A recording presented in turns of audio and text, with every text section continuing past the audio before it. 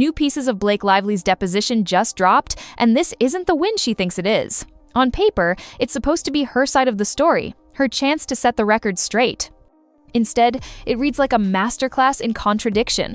Blake wants to be the woman under attack, the misunderstood actress just trying to protect her reputation.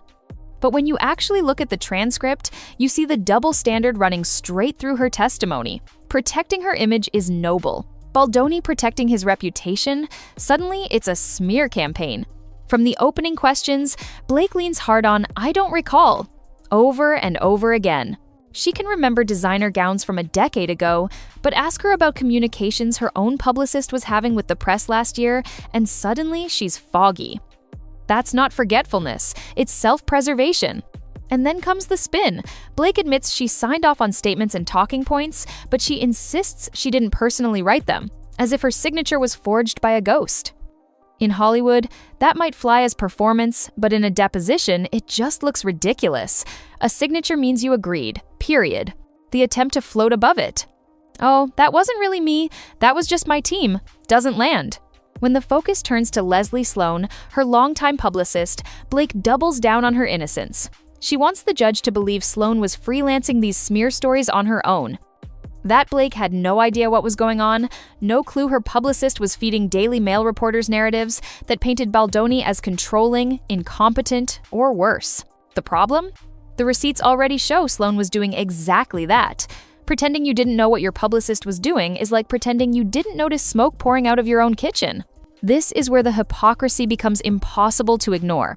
Blake says over and over again that she acted to protect her image. She frames her involvement in press strategy as a defensive move, as if she had no choice but to set the record straight. But here's what I see. In my opinion, her side still has not produced a smoking gun, proving Baldoni or Wayfarer ever ran a smear campaign against her. Nothing. No text messages, no emails, no secret meetings plotting her downfall. What's being presented as evidence from her side is really just a digital defense campaign. Baldoni's team geared up to boost his reputation in response to the bad press that Blake's team was putting out, not to trash her. Meanwhile, what does exist is a paper trail showing Blake's own camp literally feeding negative storylines to media outlets to smear Baldoni and shape the narrative. And yet, in Blake's world, when she plays defense, it's self-preservation. When Baldoni does the exact same thing, protecting his reputation against accusations that threaten his career, she paints it like he's committing crimes against humanity. It's not just hypocritical, it's insulting. One side spins, and it's called strategy. The other side pushes back, and it's branded malicious. She's asking the court and the public to swallow two completely different standards at the same time. The deposition also exposes how carefully Blake shields Ryan Reynolds. Anytime his name creeps into the conversation about script rewrites, creative interference, or his role behind the scenes, her answers suddenly get vague. She slips into generalities, dodges specifics, and pulls back from detail. It's a transparent attempt to protect him, but it only raises more questions.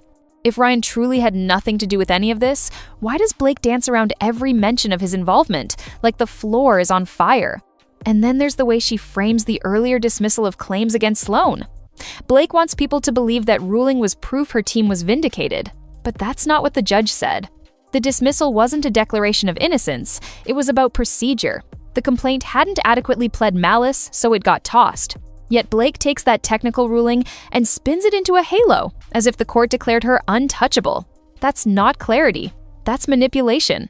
What makes the whole thing worse is how rehearsed her answers sound. The transcript reads like she's reciting lines from a script drafted by her legal team, not speaking freely.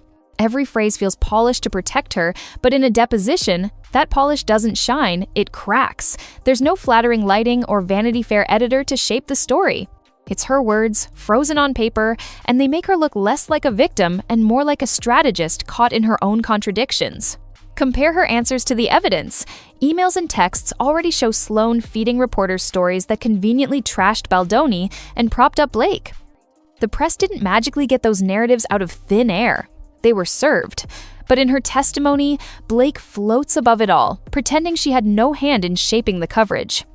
She's been hands-on with her career branding for years. To suddenly claim she's detached, uninvolved, or ignorant of what her publicist was doing just doesn't ring true. Step back, and it's clear. Blake is running the same play on two fronts.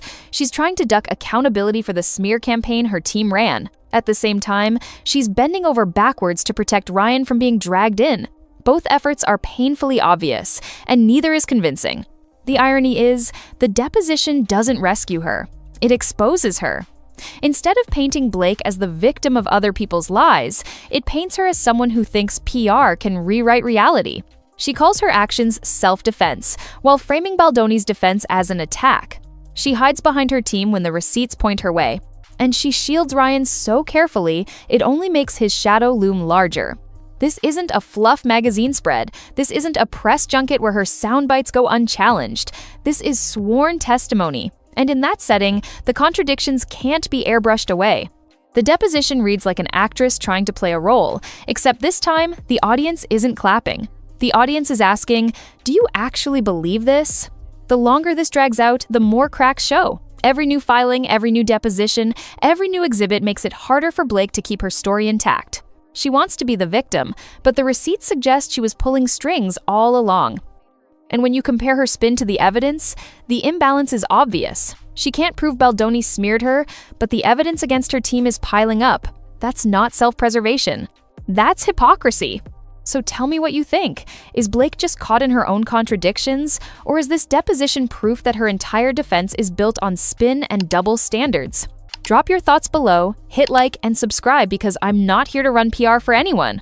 This is just my opinion based on the documents in front of me, and no, I'm not being paid by Baldoni, Wayfarer, or anyone else. I'm just allergic to Hollywood fairy tales.